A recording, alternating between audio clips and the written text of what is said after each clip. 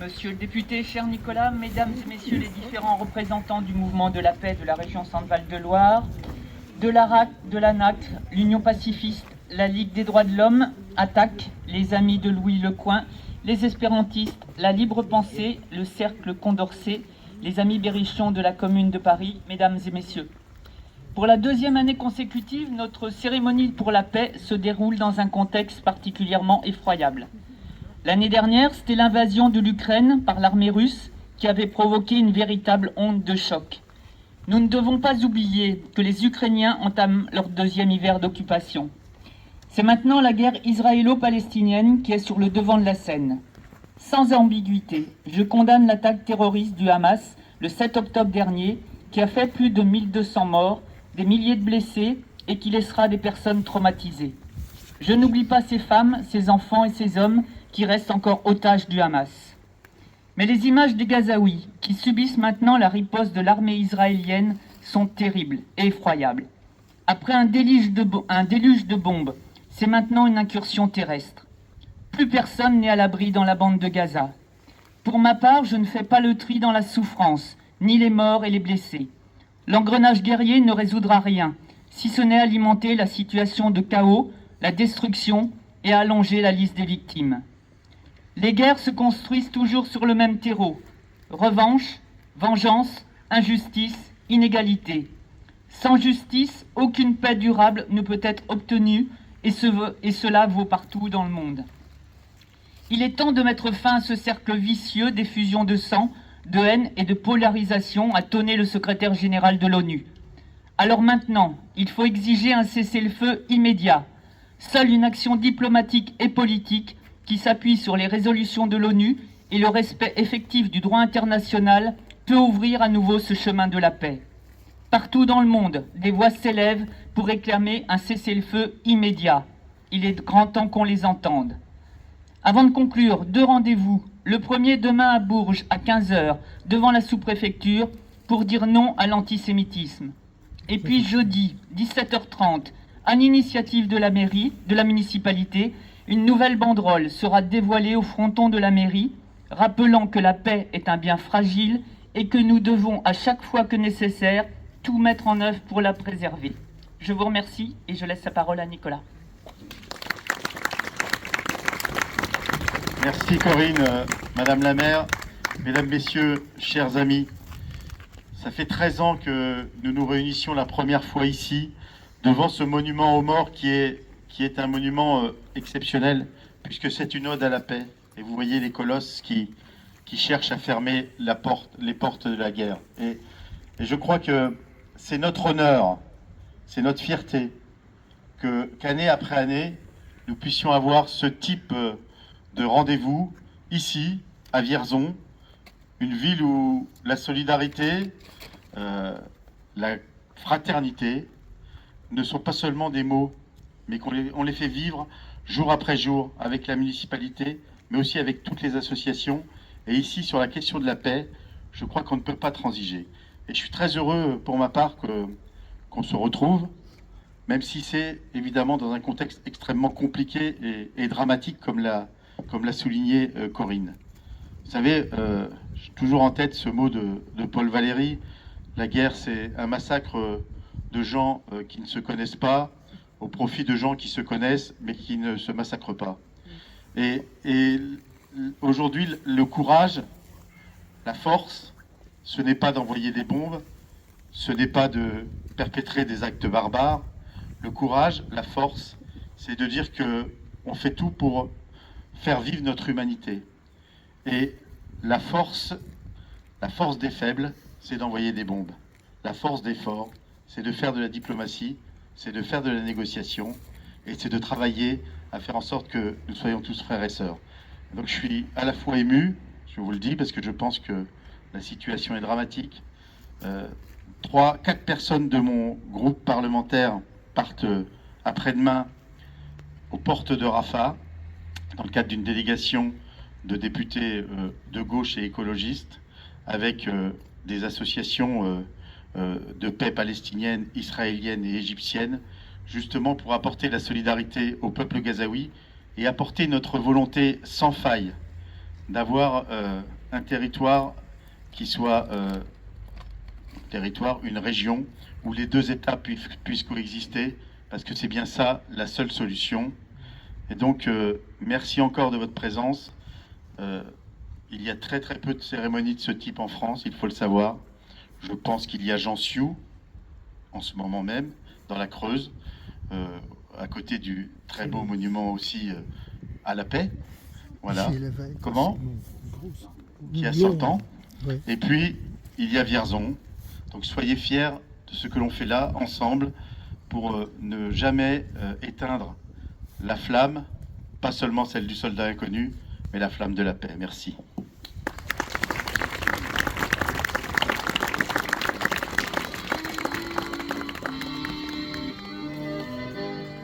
Quand au bout de 8 jours, Vous l'aurez reconnu, la chanson de Craon. on va reprendre les tranchées.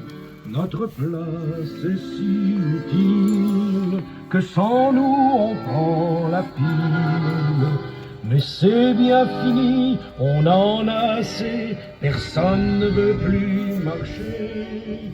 Et le cœur bien gros, comme dans un sanglot, on dit adieu au ciblot. Même sans tambour, même sans trompette, on s'en va là-haut en baissant la tête. Adieu la vie, adieu l'amour, adieu toutes les femmes. C'est bien fini, c'est pour toujours de cette guerre infâme. Les embusqués feraient mieux de monter aux tranchées pour défendre leurs biens, car nous n'avons rien, nous autres les pauvres Puritains.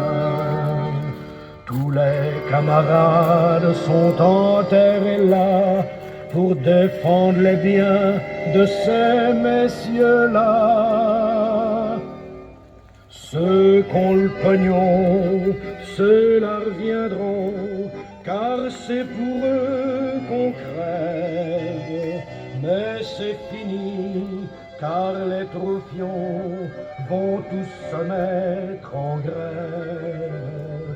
Ce sera votre tour, messieurs les gros, montez sur le plateau. Car si vous voulez faire la guerre, payez-la de votre peau.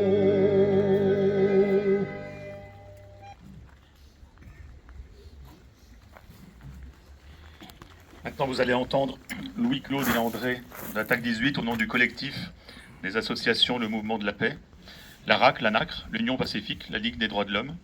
Attaque donc, les amis Louis Lecoing, les espérantistes, la Libre Pensée, le Cercle Condorcet et les amis Berrichon de la commune.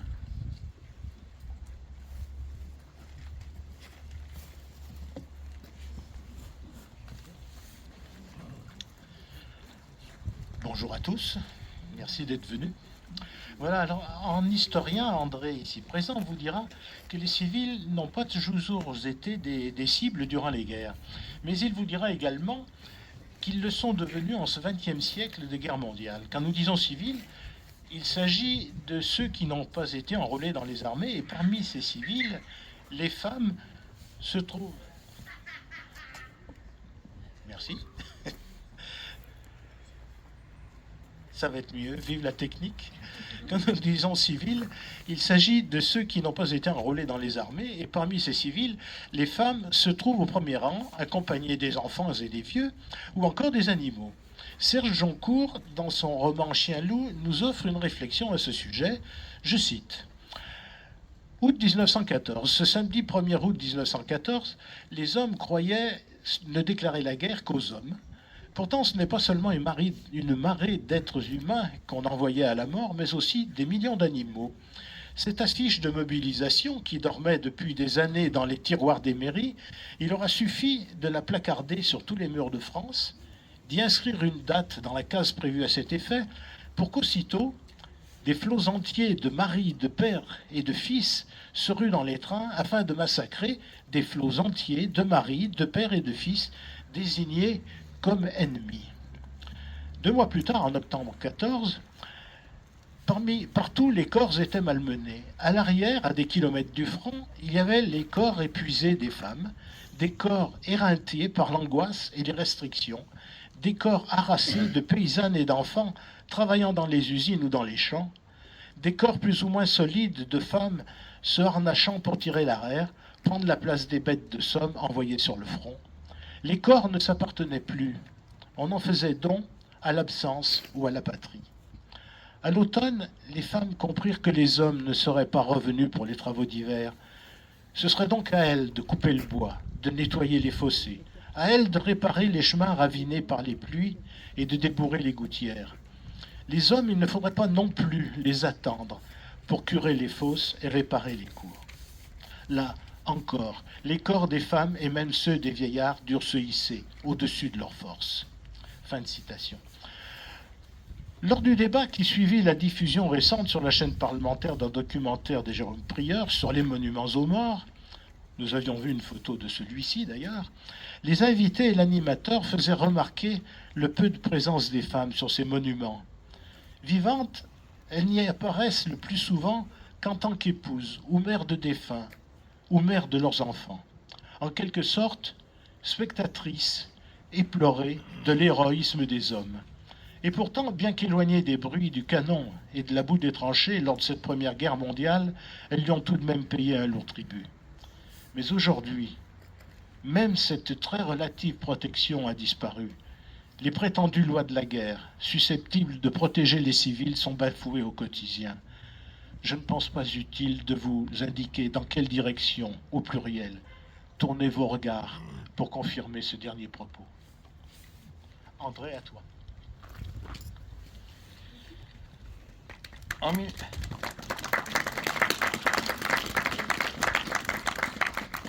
En 1918, parmi les soldats survivants revenus du front, une idée s'est répandue. Plus jamais ça. Cette guerre serait la dernière, la der des der. Plus d'un siècle est passé, et que voit-on? En Ukraine, de nouveau, des soldats dans des tranchées sous le feu des canons. Une guerre atroce ensanglante la Palestine, sans parler des autres conflits, au Yémen, au Sahel, au Congo, au Soudan et ailleurs. L'attaque du Hamas le 7 octobre, massacrant des civils sans défense, femmes, vieillards, enfants compris, est une abjection. Les représailles monstrueuses de l'État d'Israël en sont une autre. En ce jour, 11 000 morts, presque tous civils, après un mois de bombardements ininterrompus sur un territoire de 40 km de long sur 10 km de large, avec plus de 2 millions d'habitants à l'intérieur. L'État d'Israël maintient par ailleurs depuis 56 ans la Cisjordanie sous occupation militaire et s'emploie à spolier progressivement ses habitants des terres qui leur appartiennent et à les priver d'un État auquel ils ont droit selon les résolutions de l'ONU. Résolutions bafouées depuis toujours avec la complicité des États-Unis et des gouvernements occidentaux. Rien n'excuse les atrocités commises depuis le 7 octobre. Les crimes des uns ne justifient pas les crimes des autres et réciproquement. Le crime de guerre, malheureusement, s'est banalisé au XXe siècle. Les poilus pensaient que les horreurs qu'ils avaient connues seraient indépassables. Eh bien non. Moins de 20 ans plus tard, lors de la Deuxième Guerre mondiale, elles ont été aussi infligées aux civils. En 14-18, les civils furent, dans l'ensemble, tenus à l'écart des combats en application de conventions internationales. Cette relative modération vola en éclats. L'armée japonaise et la Wehrmacht tuèrent délibérément des civils désarmés. L'aviation permit de bombarder les villes loin à l'intérieur du territoire ennemi. Les Allemands commencèrent en 1938 à Guernica, puis Varsovie, Rotterdam, Londres et d'autres villes anglaises. De son côté, la Royal Air Force, par des raids nocturnes de plusieurs centaines d'avions, bombarda systématiquement les villes allemandes. On ne visa pas seulement des zones industrielles, mais les quartiers d'habitation et les centres-villes, causant la mort de 600 000 personnes. Les Américains firent de même sur les villes japonaises. Rien qu'à Tokyo, en une seule nuit, 100 000 morts dans l'incendie de la ville. Et pour finir, bien sûr, Hiroshima et Nagasaki. En Union soviétique, la terreur stalinienne se tourna contre sa propre population et, la guerre venue, le NKVD assassina des prisonniers de guerre à Katyn. Si l'armée soviétique ne programma pas de massacres de civils, elle couvrit ceux qui purent se produire localement et toléra le viol de centaines de milliers, peut-être plus d'1 million de femmes en Pologne et en Allemagne. Faut bien que les soldats prennent un peu de bon temps, avait répondu Staline à un journaliste qui l'interrogeait à ce sujet.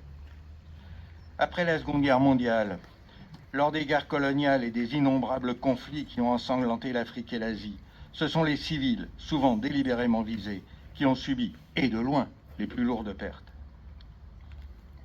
L'abjecte attaque du Hamas et les représailles aveugles de l'armée israélienne sont un chapitre de plus à une longue série de crimes de guerre. Et ce n'est pas tout. Le XXe siècle a été celui des génocides. 1915, les Arméniens, 1 400 000 morts. La Shoah, 6 millions. Les Tutsis, 800 000 morts dans un pays de seulement 6 millions d'habitants. Ces génocides ont tous été décidés, planifiés, organisés par des gouvernements et exécutés par des armées, des polices et même des civils, en particulier au Rwanda. Et que dire enfin de la dissuasion nucléaire, qui consiste explicitement à prendre en otage la population civile de l'adversaire. Dans les sous-marins français qui patrouillent en permanence, il y a des missiles programmés pour détruire Moscou et des villes russes.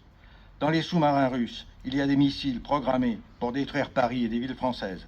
Peut-être Bourges d'ailleurs, qui est un centre de production d'armement et de fabrication de missiles. Les puissances nucléaires, il y en a 9 actuellement, sont persuadées que leurs propres armes les protégeront de celles des autres. Vision à court terme. S'il est vrai que l'équilibre de la terreur fonctionne depuis bientôt 3/4 de siècle maintenant, qui peut raisonnablement penser qu'il en sera toujours ainsi, indéfiniment?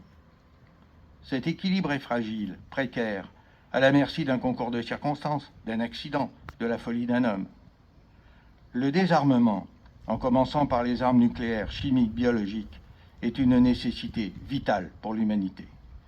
Pour qu'il soit effectif et définitif, il faut que tous les États soient concernés, tous, quelle que soit leur puissance, et qu'il soit garanti par une agence internationale indépendante des États et dotée de pouvoirs d'investigation et de contrôle universels. On en est loin, très, très loin. Mais ça ne viendra pas tout seul. Il faudra pour cela la pression constante et opiniâtre des citoyens, ainsi que l'éducation à la paix des jeunes. D'aucuns diront que c'est impossible, que c'est une utopie. Eh bien oui, c'est une utopie. Parce que l'utopie, c'est comme une petite lumière qui brille dans la nuit. Elle paraît très lointaine et inaccessible, mais c'est elle qui donne la direction à suivre et le but à atteindre. Afin que le rêve des poilus, la der des der, devienne un jour, enfin, une réalité.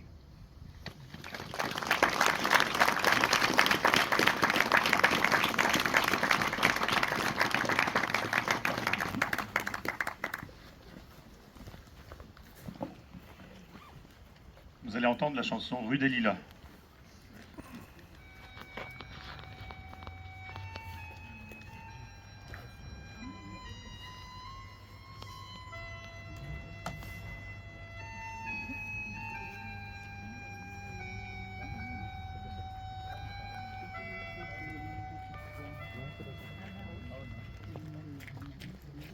Ce soir je meurs à la guerre. Aujourd'hui pour moi sonne le glas. Mon visage est blanc et mon sang coule à flot sur le trottoir de la rue des Lilas. Ce soir je meurs sous vos bombes. Pourtant je n'ai rien fait pour ça. Je ne suis qu'un simple flâneur dans la ville sur le trottoir de la rue des Lilas. Je vous le dis, je vous le dis, je vous le dis, soit la guerre, maudit les chars, les fusils, les combats, je m'éteins dans la rue des Lilas, rue des Lilas, rue des Lilas, plus jamais revoir la lune au matin quand s'effacent mes pas, jamais plus les cimes et la neige éternelle et l'oiseau bleu brillant de mille éclats. Plus jamais revoir la lune dans la nuit qui éclaire mes pas. Jamais plus la mer, les étoiles, les forêts et ce lac bleu perdu au fond des bois. Je vous le dis, je vous le dis, je vous le dis, que maudit soit la guerre. Maudit les chars, les fusils, les combats, je m'éteins dans la rue des Lilas, rue des Lilas. J'aimerais tant revoir mes frères, mes enfants, mes parents, mes amis, danser le tapis pour repousser la mort, trinquer la raque jusqu'au bout de la vie. Je voudrais une dernière chanson pour apaiser la nuit, pour bercer mon départ jusqu'à l'autre bord, dire aux faiseurs de mort que l'on survit. Je vous le dis, je vous le dis, je vous le dis, que maudit soit la guerre. Maudit les chars, les fusils, les combats, je m'éteins dans la rue des Lilas. Car la guerre c'est un massacre, qui ne se connaissant, qui ne se profit de gens qui toujours se connaissent, mais toujours ne se massacrent pas, ne se massacrent. La guerre c'est un massacre,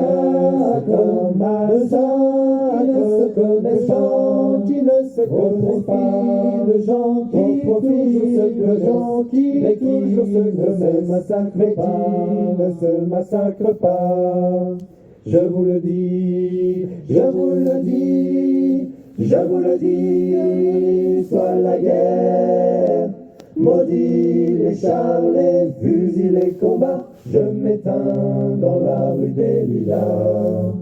Je m'éteins dans la rue des Lilas.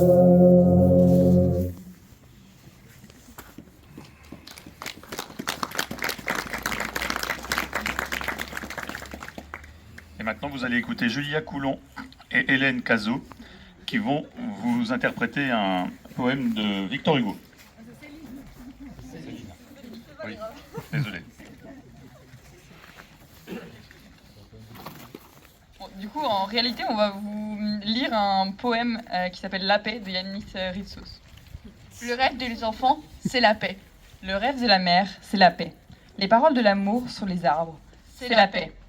Quand les cicatrices des blessures se ferment sur le visage du monde et que nos morts peuvent se tourner sur le flanc et trouver un sommeil sans grief, en sachant que leur sang n'a pas été répandu en vain, c'est la paix. La paix est l'odeur du repas, le soir, lorsqu'on n'entend plus, avec crainte, la voiture faire halte dans la rue. Et qu'en l'ouvrant la fenêtre, désigne à chaque heure le ciel, en fêtant nos yeux aux cloches lointaines des couleurs. C'est la paix. La paix est un verre de lait chaud et un livre posé devant l'enfant qui s'éveille. Lorsque les prisons sont réaménagées en bibliothèque, lorsqu'un chant s'élève du seuil en seuil la nuit, à l'heure où la lune printanière sort du nuage, comme l'ouvrier rasé de frais sort de chez le coiffeur du quartier le samedi soir, c'est la paix. Lorsque le jour qui est passé n'est pas un jour qui est perdu, mais une racine qui hisse les feuilles de la joie dans le soir, et qu'il s'agit d'un jour de gagner et d'un sommeil légitime. C'est la paix. Lorsque la mort tient peu de place dans le cœur, et que le poète et le prolétaire peuvent pareillement humer le grand œillet du soir. C'est la paix. Sur les rails de mes vers, le train qui s'en va vers l'avenir, chargé de blé et de roses. C'est la paix. Mes frères, au sein de la paix, le monde entier, avec tous ses rêves, respire à plein poumon. Joignez vos mains, mes frères. C'est cela, la paix.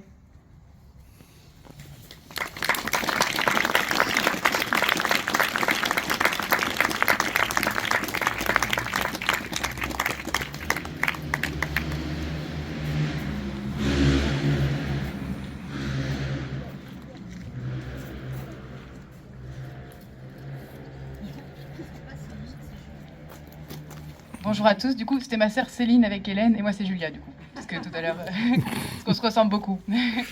Je voulais juste vous dire un petit mot et merci du coup de me permettre de pouvoir m'exprimer ici. Et je voulais commencer par vous remercier pour cet espace d'échange où on peut commémorer la fin de la Première Guerre mondiale et réaffirmer notre volonté de plus jamais de guerre sur cette planète. Et je trouve ça très important aussi aujourd'hui de voir le passé dans le présent et d'essayer de créer des espaces où on peut se rencontrer, se connaître entre cultures différentes, entre personnes différentes, entre générations, pour créer au niveau local la paix. Et il y a beaucoup d'initiatives dans ce sens-là aussi. Et je fais partie en ce moment d'une association, enfin je suis en stage dans une association qui a été créée à la fin de la Première Guerre mondiale, entre les deux guerres mondiales. Et elle est partie à l'initiative de personnes sous l'occupation en France qui, avec des Allemands, se sont mis à reconstruire un lieu qui avait été détruit. Et ensemble, ont créé un chantier international. Et de cette initiative-là est née cette association-là qui essaye donc de créer des endroits. Donc il y a 8 endroits en France de vie commune où ils essaient de faire venir des personnes de différentes nationalités, de différentes générations et de faire venir aussi des personnes d'horizons différents, donc avec un système d'accompagnement de personnes de quartiers populaires aussi, tout au long de cette expérience, pour pouvoir apporter à la paix aujourd'hui, donc en ayant toujours ce souvenir d'où on vient. Et voilà, je voulais juste parler de cette initiative-là parce que je trouvais que c'était une belle instance et je ne vais pas revenir sur tout ce qui a été dit avant, que je soutiens beaucoup. Et je vous remercie beaucoup et merci pour ce moment d'être ensemble. Ça s'appelle Solidarité Jeunesse, excusez-moi. Mais c'était plus pour parler de l'idée que de l'association en soi. Merci.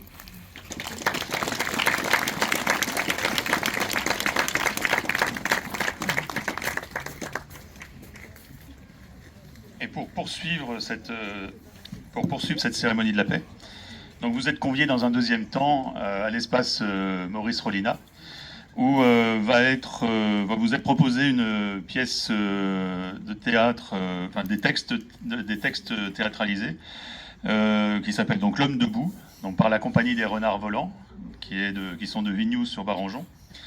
Et donc ils nous ont demandé de vous préciser que nous devons attendre au rez-de-chaussée de l'espace Rollina, qu'ils viendront nous chercher, que quand tout le monde sera en haut, le spectacle commence à ce moment-là. Donc voilà, je vous propose maintenant de nous diriger vers le premier étage, vers le rez-de-chaussée de l'espace Rollina.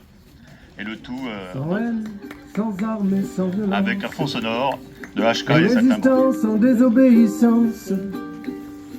C'est une évidence, nos vies n'ont plus aucun sens depuis que nos rêves sont annexés sur le prix de l'essence. C'est une évidence, nos vies n'ont plus aucun sens depuis que nos rêves sont annexés sur le prix de l'essence. La fronde commence sur cette place, ces casques lourds qui nous font face. Nous les défions, folie ou inconscience, sans haine, sans armes, sans violence. Nous sommes d'une espèce non protégée, notre obsolescence est programmée. Nous devons disparaître de leurs étals avant liquidation totale. Nous devons disparaître.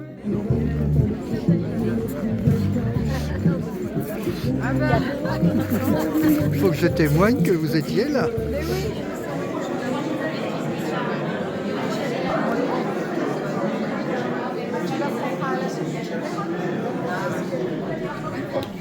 Que ces effets maculent les vestons à la dernière coupe, que ces gestes effleurent les robes cloches, que ces paroles soient trop crues. Poilu. C'est celui que les officiers d'administration font saluer. C'est celui dont personne à l'arrière ne connaît la vie véritable. Pas même les journalistes qui l'exaltent. Pas même les députés qui voyagent dans les quartiers généraux. Poilu. Vous êtes venu voir le poilu? Il est là, le poilu. C'est celui qui va en permission quand les autres y sont allés, le poilu. C'est celui qui ne parle pas quand il revient pour 8 jours dans sa famille et son pays, trop occupé de les revoir, de les aimer, le poilu. C'est celui qui ne profite pas de la guerre. C'est celui qui écoute tout, qui juge, qui dira beaucoup de choses après la guerre. Mais coupe là ta musique! Ils n'entendent pas. Oh, de rien. Combien sont-ils les poilus sur le front? Moins qu'on ne le croit. Que souffrent-ils? Ah, beaucoup plus qu'on ne le croit. Que fait-on pour eux? Ah, on en parle. On les vante, on les admire de loin. Mais lorsqu'ils sont au repos, les laisse-t-on se reposer? Ont-ils leur journée pour les populariser comme on a eu le 75, l'aviation, le drapeau belge, etc. A-t-on vu expliquer dans la presse que le poilu c'est encore le seul espoir de la France? Le seul qui garde ou prend les tranchées, malgré l'asphyxie, malgré l'artillerie, malgré la faim, malgré le souci. Premier jour de la mobilisation générale!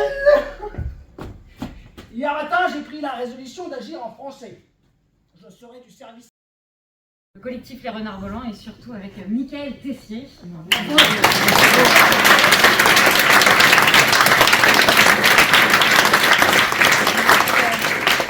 Mathieu qui a réalisé toutes les vidéos que vous avez vues dans ce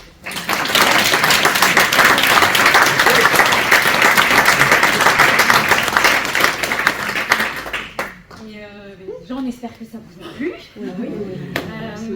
Sachez que tout le texte que vous avez entendu, ce sont de véritables lettres de poilus. Ils n'ont rien inventé, ce sont vraiment des textes écrits par des poilus, par des personnes qui ont participé à la guerre. Il y a aussi quelques Allemands. Et puis la dernière lettre est un texte de Gaulle. Et voilà. Donc nous, c'est le collectif Les Renards Volants. Donc on fait cette pièce, on fait également d'autres pièces. Vous pouvez voir nos actualités sur notre site internet, Facebook, Instagram, TikTok. On tenait quand même à remercier la municipalité, donc la mairie de Vierzon, et également le mouvement pour la paix, voilà, pour ce temps de mémoire voilà, qu'on a passé ensemble. Et peut-être qu'on peut faire des petites questions-réponses. Alors là, je sais qu'il y a un vin d'honneur que vous donner.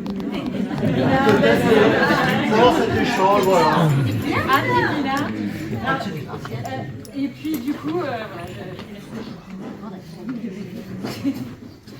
Oui, après, merci à vous, parce qu'ils nous ont fait aussi un peu une fleur, parce qu'une compagnie théâtrale, voilà, pour que ça vive, il faut qu'ils aient des spectacles, des spectateurs, et bon, voilà, ils nous ont quand même fait une petite fleur sans le fusil, et donc d'abord je tiens à vous remercier.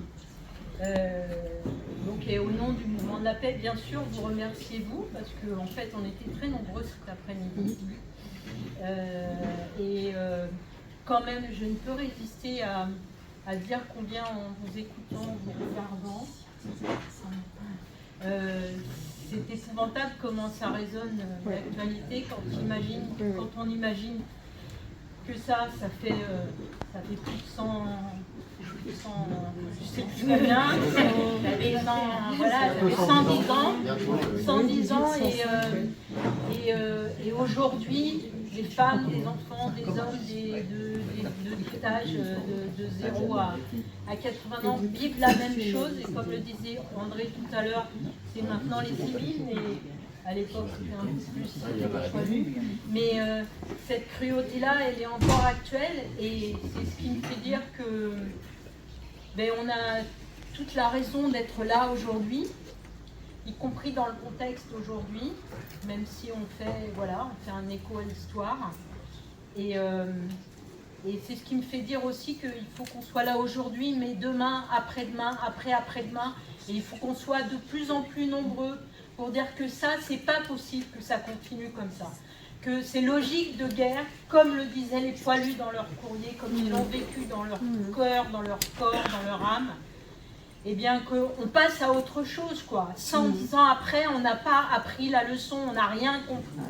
Les logiques de guerre, il faut qu'on les abandonne.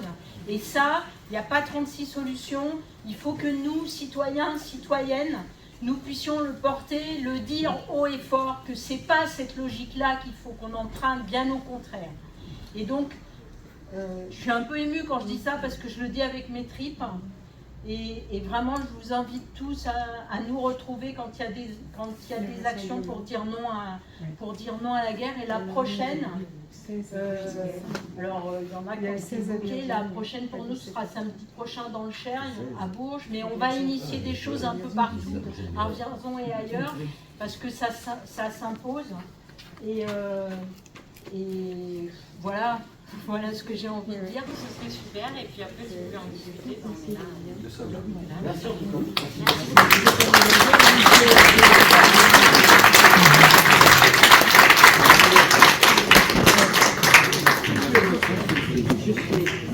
Non, mais je peux regarder en replay. Je l'avais déjà vu. Je l'avais déjà vu. Ah oui, je l'avais déjà vu.